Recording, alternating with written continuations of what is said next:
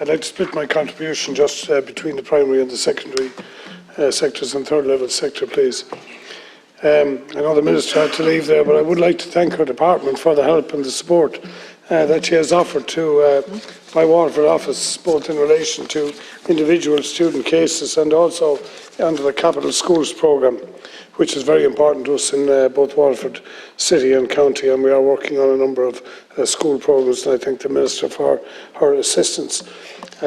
Just before she went out, I was going to ask her, with respect just to some of the hygiene infrastructure in schools, particularly HEPA filters, and I have seen these deployed in some schools, but not in all, and I would question why they have not been deployed. I think they're really necessary technology, and I think those schools that are not using them should be asked to do an air audit and to publish that for the school board so they understand whether their ventilation is up to scratch or not.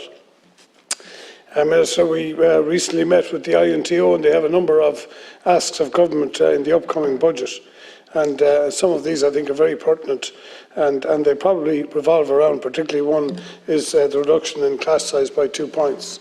But they're also looking very importantly for the restoration of school posts of responsibility. Since 2009, there are approximately 370 less assistant principal positions in the system and over 2,000 less assistant principal 2 positions in the system. And this is having quite an effect on school management and the running of schools. And I think this is something that needs to be looked at. These posts were available in 2009. And they're also seeking a 20% increase in the school capitation grant, which would net out at approximately 21 million per fiscal year. I think given the significant inflationary costs that schools are facing in terms of energy, facility maintenance and general running costs, this needs to be considered, Minister. It is having a very significant effect on schools' performance, and it's one of the key reasons why schools engage so heavily in terms of looking for voluntary contributions. So I hope government will take a look at this in the upcoming budget.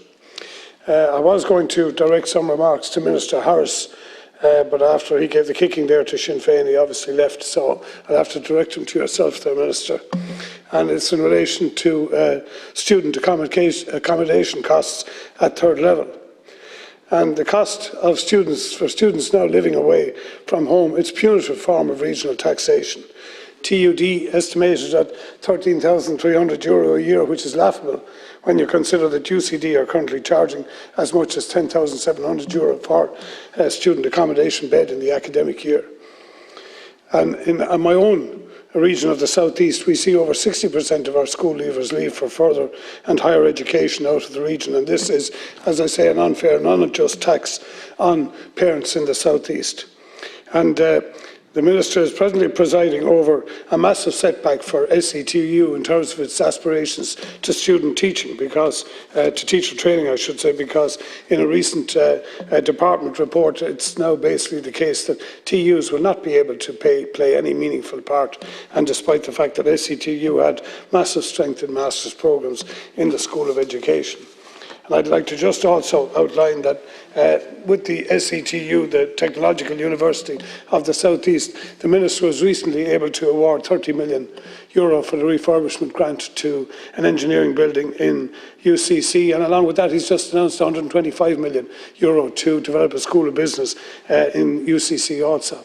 While at the same time we in Waterford are still waiting to see the purchase of a glass factory site to lead the development of the South East Regional Technical University, and we are also waiting now since 2014 for the awarding of a tender for a new School of Engineering. So it is business as usual, unfortunately, in terms of further and higher education, Minister, but I would ask that you would bring those to your colleague, please, and ask him when are these projects going to be moved on, and when are we going to get a fair and an equitable share of the education budget that is at this time being completely preserved for the present large-scale universities.